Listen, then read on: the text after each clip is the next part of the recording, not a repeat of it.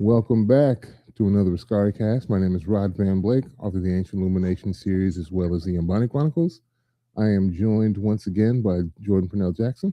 Hey, everybody. He is a artist, graphic designer, and illustrator. Works on a bunch of wonderful things, including the Ancient Illumination graphic novels and the comic books for Yambani Chronicles.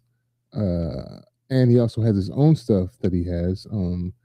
Eve of Insurrection, Eve of Reclamation, Growing in the Garden, STEM educational comic series.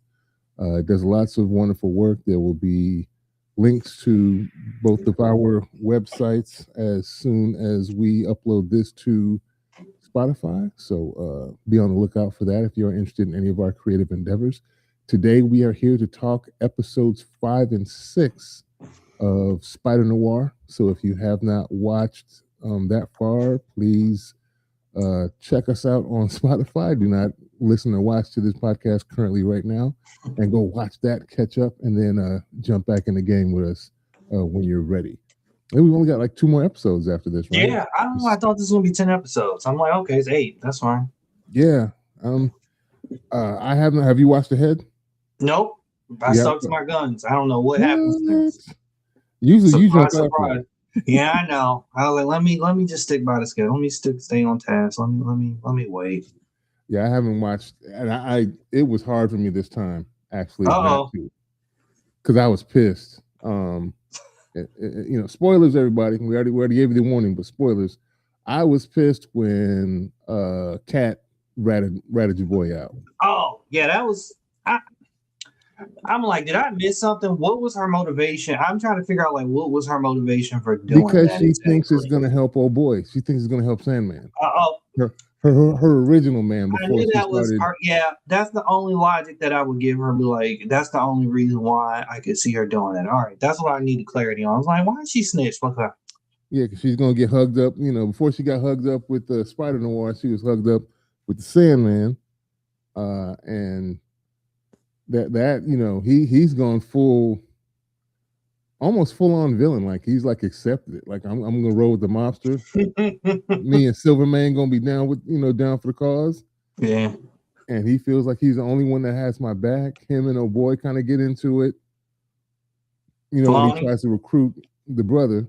Yeah.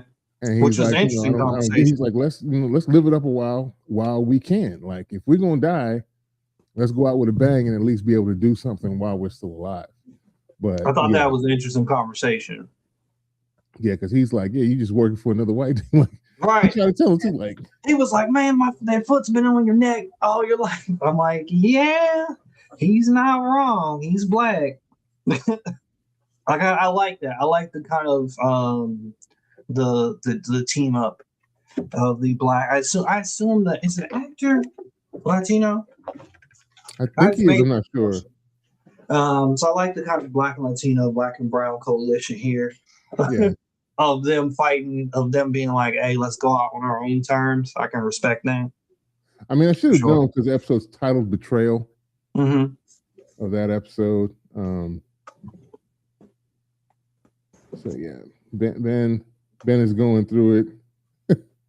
he's going through it now after that episode. I'm kind of jumping around because I would just really that really ticked me off when old boy shows up at his door. I think because it doesn't happen until the end of that episode, right? I think so. Yeah, that was how they ended it. That was like how they literally in the episode was like, oh, okay.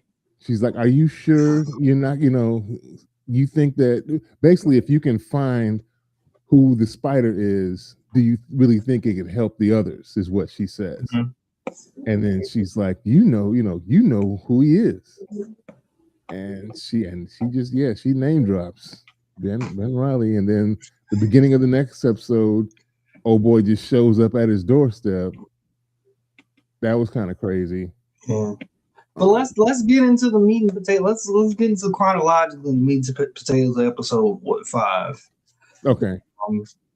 Then Ben's hunt for more information. We got a flashback.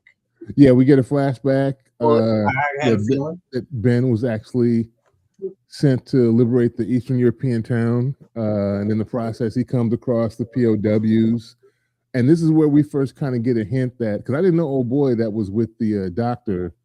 I didn't know that was her son. Yeah.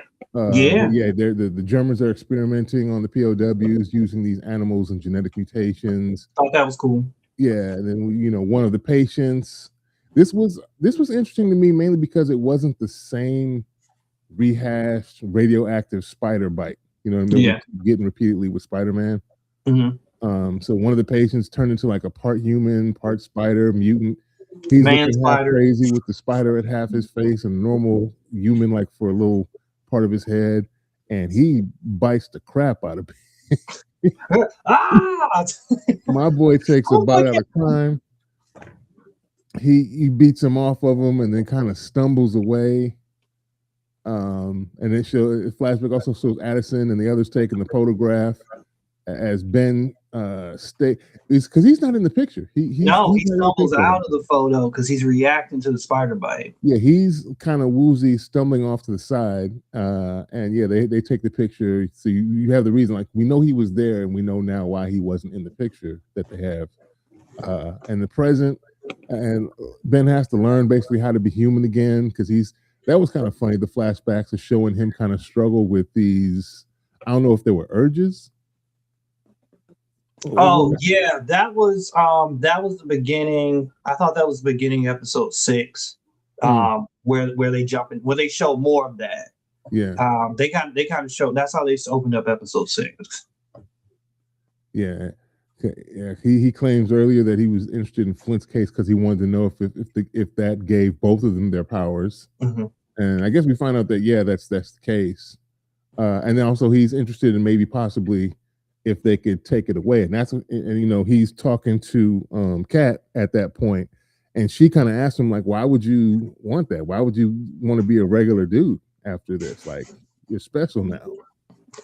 Don't you want to be special? Yeah, and then he's like, well, ever since Ruby's death, he's always wanted to go back to just being Ben Reilly, which is understandable given the circumstances.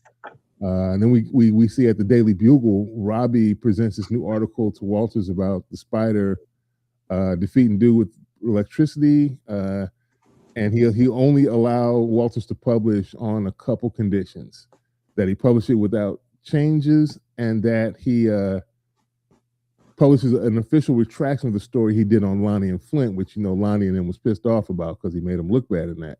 Yep. And then he's like, and I need my old desk back. He's like, well, that's 3 conditions. Hey, slow down there. Yeah. And then this is the next part is what we were talking about. Flint meets with Lonnie, and he tells him that Silvermane has a position for him as well. Lonnie refuses, but kind of, Flint kind of talks him into it.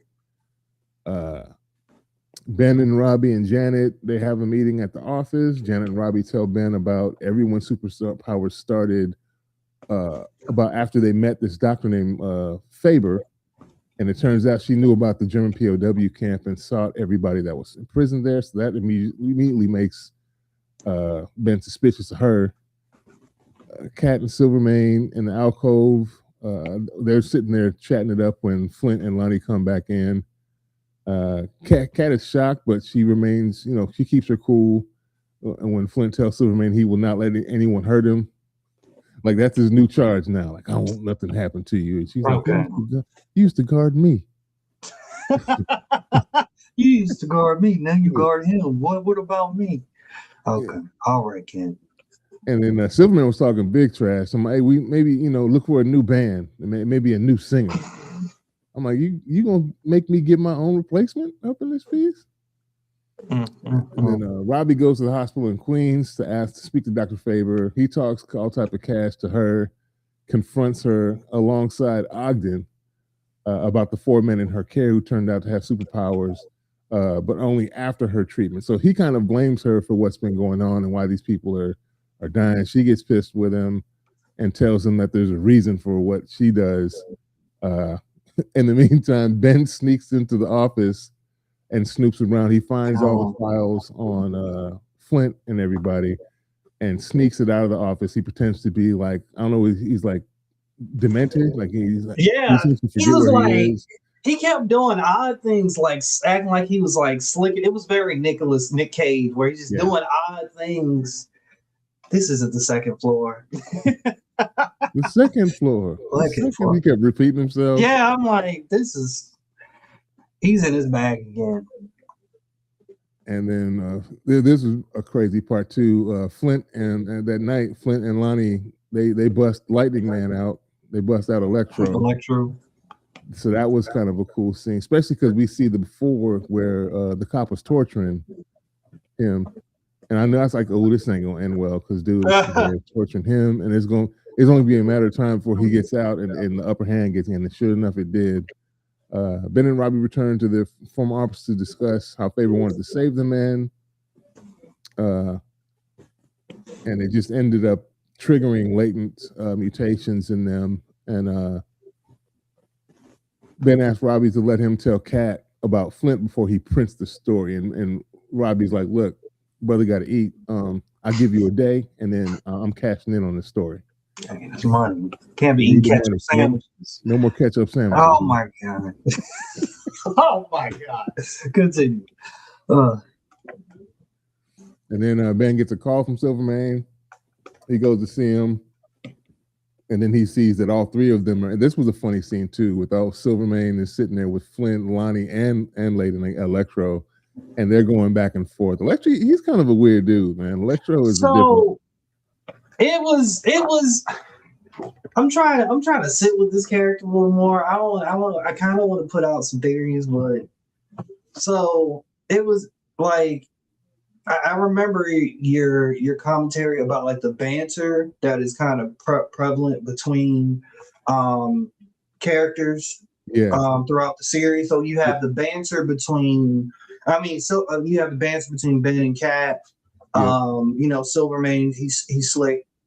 And so it was just funny when Electro was getting interrogated. His commentary, bringing up dude's wife and stuff, and I was just like, "What's going on?" I'm like, "All right, he's cool. He's kind of with me," but it was very interesting. Specifically, like he gets his revenge. Also, he has this way of talking, and I'm trying to categorize him. He's more theatrical. Yes. He's given thespian. It's given thespian. Yeah.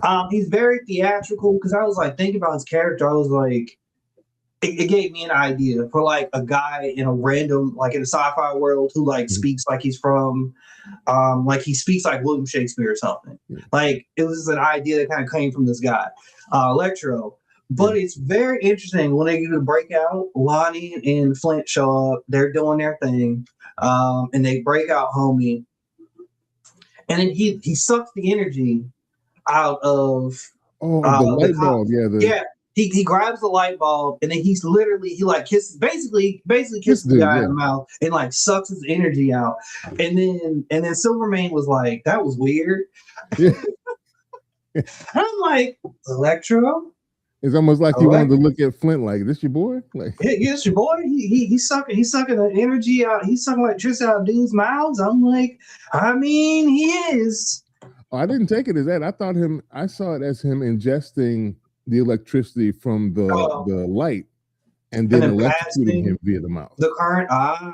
I guess I've always thought about electric people powers, and I'm like, technically our brains run on electricity. So in theory, you could drain the life out of somebody. So that's what I was thinking about. I was like, I don't know if he's there yet, if he has that ability. But I was like, that was dope as a villain if he could do that. It would physically drain the life out of people. Yeah. Yeah, he's actually being like a little thespian. My theory, Electro might be gay. That's okay if he is. If he is, but like, interesting character choice. I like his choices. Very different. Ben, I guess in this next part, Ben is part of his own demise because he goes to see Kat, and then he's the one that tells her that Flint basically could be getting closer to death every time he uses his powers. She takes the news hard. She takes it kind of crazy and asks him to leave, which is so weird. And then Ben tells her that Ruby and Flint are both ghosts, and He's literally, because she's gone, but Flint's not, so I don't understand why he would tell her that. And so he was like, "What? If you get with me, we could have something real." See, Shane. He's kind of dirty macking at this point because Flint's still alive, but he's not trying to get it on his own man. Like, we could have something real. Why are you chasing these ghosts? I'm not chasing ghosts no more. I'm ready to make it do what it do. And he brings up her plan to go to Santorini and run away together. She agrees, but this is part of why it pissed me off so bad, because she agreed to go with homie and then immediately turned coat on him. He and Janet, this was funny too, this part where he and Janet go to breakfast and he's basically trying to tell her that he's about to leave, but he just can't come out and say it. He's just complimenting her the whole time. She's like, what's up with you? Yep. It's like, I know something's up. Why are you being so nice right now? And he thinks that she's going to be pissed because he's up and leaving just when they started making money again. They've been broke for so long. We've been broke forever. Accepting good contracts and bad contracts from Silvermane. And she's like, hey, we doing the thing right now. It's all good. And Lonnie goes to Kat for help regarding Flint, obviously because his condition is getting worse. She goes to their hideout and they have an argument, obviously. Flint says all you had to do was say the word and I would have killed Silvermane for you, but you never gave me a chance. So, you never said it, so I never did it. Yeah, I'm like, come on, man. The movie the TV show would have been over. Yeah. Okay. Yeah, so she was like, asked if there's anything we could do to save us, and he was like, well, Dr. Faber was the only thing that left to try with the spider, and she thinks his mutation is more stable than ours and could be the answer. So that's where she gets the idea to go to Dr. Faber, and they're shutting up shop. Because at the hospital, Dr. Faber and Ogden are packing up. They about to leave. Kat comes to the end of the episode. She asked if Faber promised not to hurt the spider, but I was really heated when she at the end of that episode. I was like, what is happening here? I mean, this falls back to my original critique of her character, and I think Jocelyn last week. Like, it kind of showed me of like her actual intentions. Yeah. We were talking about how she was kind of moving between these men for preservation, for the sake of preservation. Yeah. But I feel like in this episode, like, we kind of saw that, like, in a way, she's like manipulating the situations, and manipulating Ben to keep her relationship with Flint, so they can kind of run off into the sunset. So I was like, okay, I see your motivation now. If Flint is your motivation, you're manipulating other men to kind of like also she's kind of pinched and a point in all of this. She's attached in orbit of all of these people. So if she's looking to run away off into the sunset, and Flint is that person she wants to do it with, she's willing to exploit other people to get to that. But I'm like, okay. But the other thing is, the thing that kind of ticked me off about it is you've seen who Flint didn't hitch his ride to.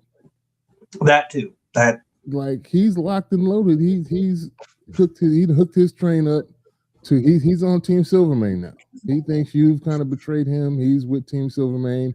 He's gonna ride this out till he die. Every time y'all try to reconcile, he has some weird ass outbursts. And I'm like, and he so can't now control his powers. Yeah.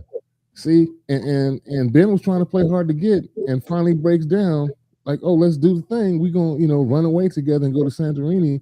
And the moment he slips, like, if he'd have just kept his cool and been his brooding self, fawning over Ruby, chase his own ghost and not try and do something with this other person, he may be all right. But, he charged it to the game. He fell in love.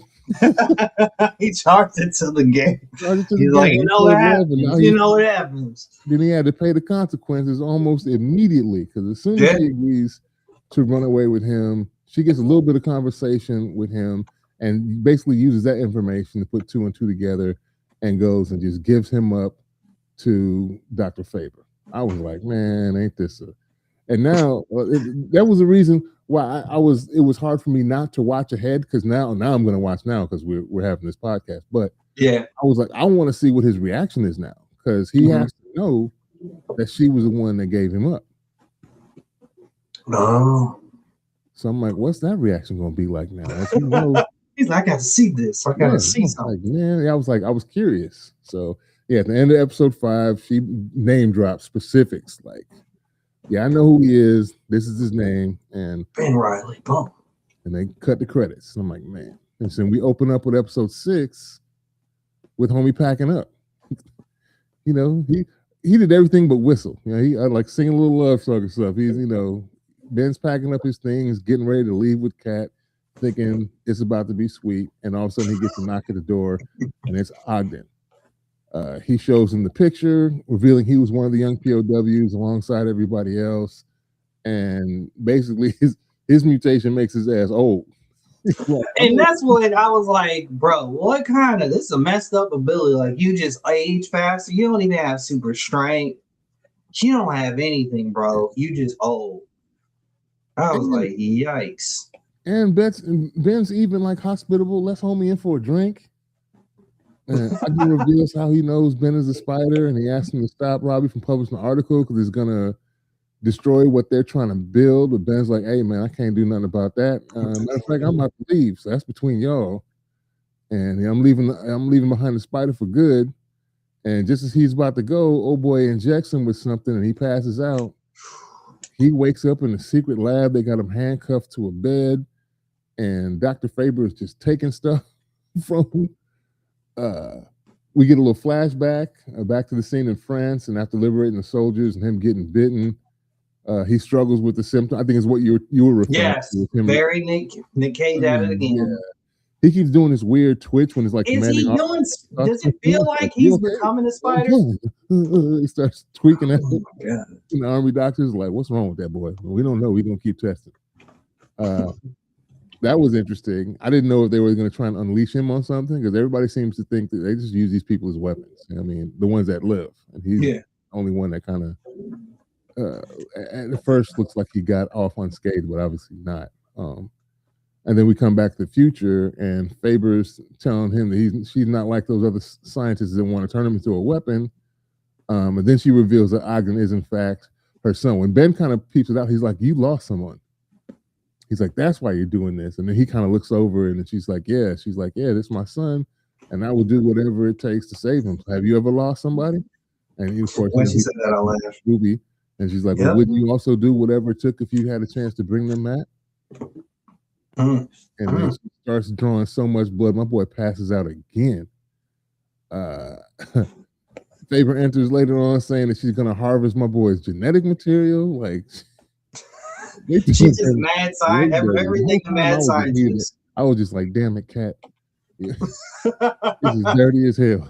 This is messed up. This man's being tortured. Yeah, he's being tortured. They inject him with some other stuff, and they take him into the surgery room. He goes through some nightmares while he wakes up being tied to the gurney.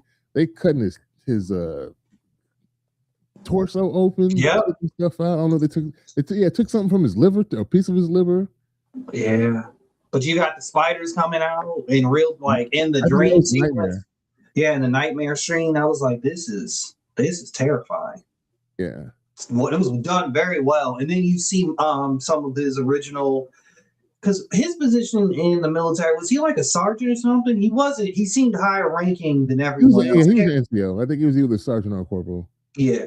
And so whoever was above him, I think they showed that guy again, but he was like the surgeon, or he was near him as he was getting his cut up with the spider. It was very creepy. Yeah. And then they broke off, and then he kind of like screams.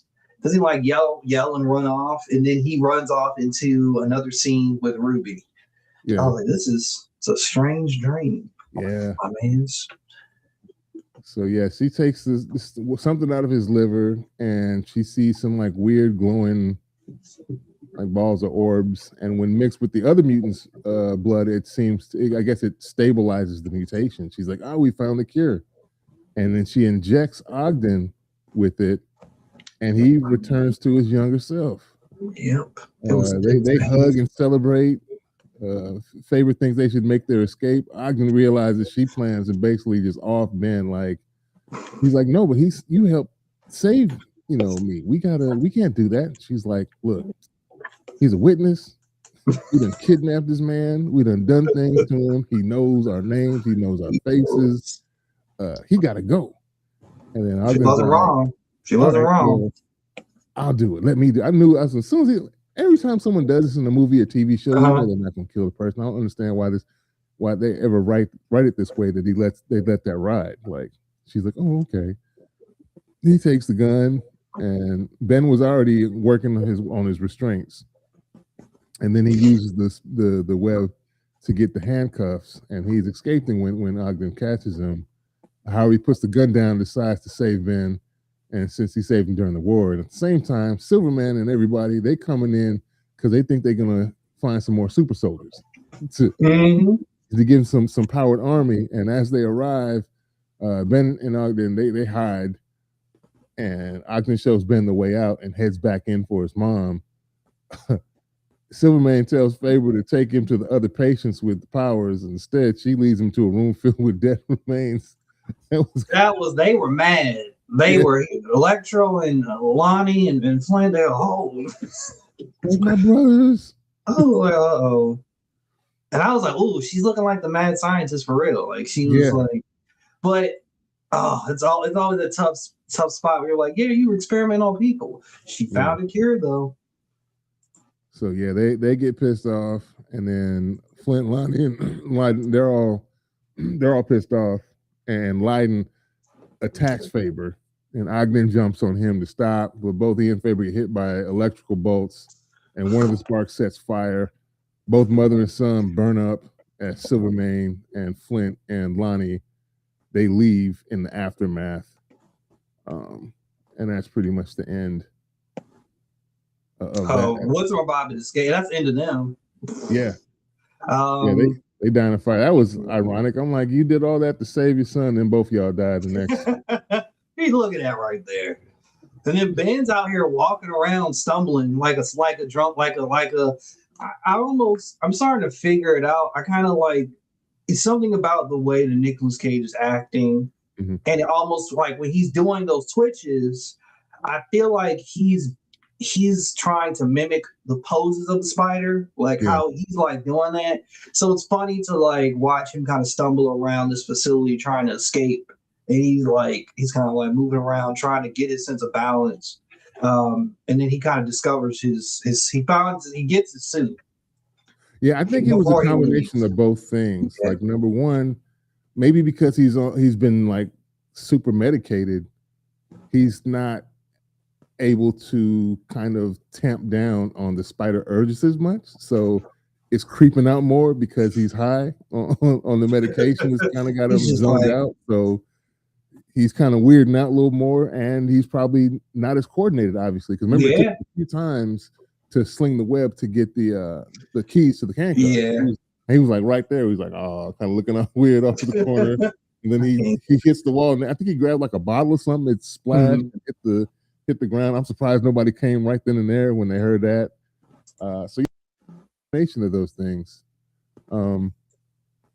That just he has both, the spider stuff that he's combating and the medication that he's heavily sedated. They just did like surgery on him not too long ago, took part of his liver. So yeah, he's stumbling around with a hospital gown on. Yeah, and just so happens, like, why was this suit sitting right there? Like in a random hallway. Why is that right there? Just go conveniently placed. Oh, look, my suit. I was looking for this. Yeah. It's a TV show. I was like, I know what they're doing. I was like, he got to get his suit back. Yeah. He got to get his suit back. All right. Yeah. I'm still enjoying it. Again, though, I'm ticked at Kat. I hope. And I know there's not going to be any, but I was hoping there's some real consequences behind her betraying old boy, in hopes that you would save Flint. And there ain't no saving Flint, I don't think. Even if you find a cure from him, he's, like I said, he's hooked himself up to go down the dark side, and that's just ain't no saving. It ain't gonna end well. Right. So it'd be different if he was, trying to straighten himself out, and he promised you already to leave to Santorini with you. Then okay, I can see that, but that's not the case. My boy looked at you in your face like, with Silvermane, I got you, boss. I'll make sure nothing happens to you. I'm like, what do you owe? Like, I don't know. It's like, why do you have this undying loyalty to this like mafia, like this kingpin type character? I'm like, he just gives you money. I don't understand. I don't know. Is it, do you like the community aspect, the brotherhood? Why is there so much undying loyalty to this man? Now, did Lonnie get a suit? Oh, Lonnie got fresh fit. I mean, he got shot up when they were in the but police it's car. not But like I think they it got ain't like new. Flint though. I mean, his suit's not. I mean, hold on. I gotta go look. I want to look at this man's clothing. I felt like Lonnie had a fresh fit though. He might, but Flint got the Al Capone special. He got the hat. He got the scarf that's coming down to the waistcoat. He got So the how whole. did he get that? How did he get that? What? He got the whole white. I mean, but he always had it. He had that when he was working at the alcove. Okay. But again, it was still under in Silvermane's employ. He was dressed. Yeah. Because remember, old boy had the little. Lonnie had a little Applejack hat before. He was sitting in the. You probably don't even know what I'm talking about. I'm like, what's the Applejack hat? I gotta look this one up. The poofy hat with the little brim on it. It's just funny. You called it the Applejack. That's hilarious. Yeah. Yeah, look up Applejack hat. I bet it comes up, man. Let's see what comes up. Yeah, he did have on that hat. I was called the baker's boy hat. Nah. That's he had the floppy extra read all about it hat, like the kids in the newspaper. Oh my god, he the newsies. Yeah. Newspapers. Yeah. You looking at it right now? Yeah, the Applejack Newsboy. That's funny. Both those words came up. Applejack Newsboy. As a cabbie? Is that the yeah. Yes, these hats. Oh yeah. He was rocking like that hat with a white shirt and suspenders. Before That's all he had. And he was living in like a little hovel that they had. Yeah. People, then the police came and broke it up, try to look for everybody.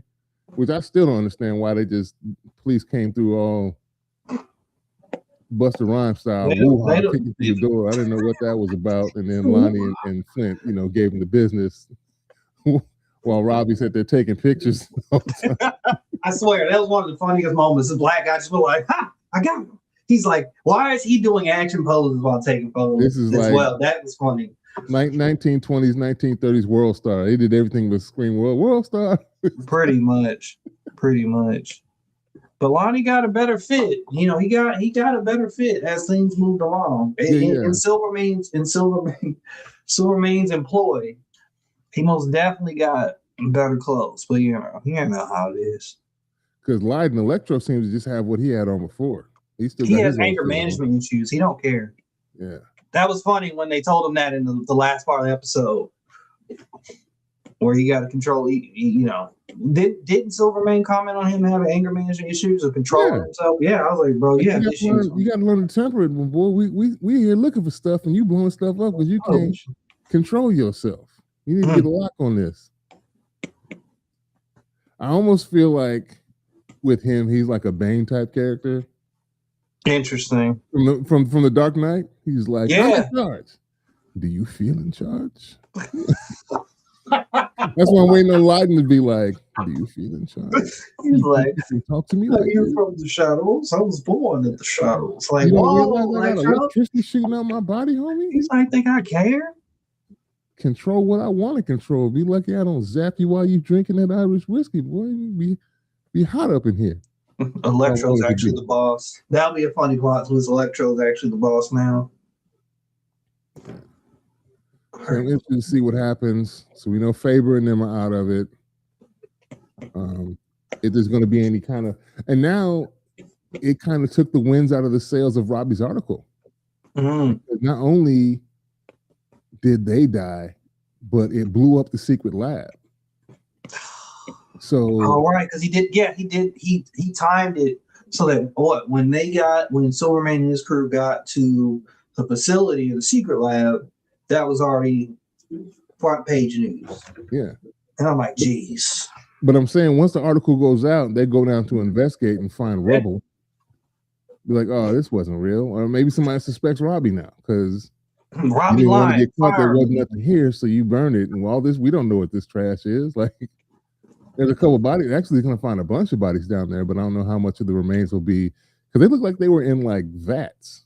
Like, Yeah, I don't know if that's fire. I don't know if that's a fire retardant or can withstand that fire resistant. So I They're don't. in these vertical like Star Wars, Clone Wars vats. These, Which was cool looking, but yeah, it went up in flames. It had to. It's okay. I expected it all to burn. I was like, yeah. So yikes. maybe that gets Robbie in trouble because ain't nothing for them to find by the time they go down there, and She he was gets kicked lying. out of the Bugle again. Jobless. Black man jobless. Why? Back to them Heinz ketchup sandwich. No, not the sandwiches. Not the Heinz sandwiches. Oh, I good. thought this was going to be relegated back to condiment status. Now it is the main portion of the sandwich It's the again. main meal. Damn, Oh, damn my it, man. goodness.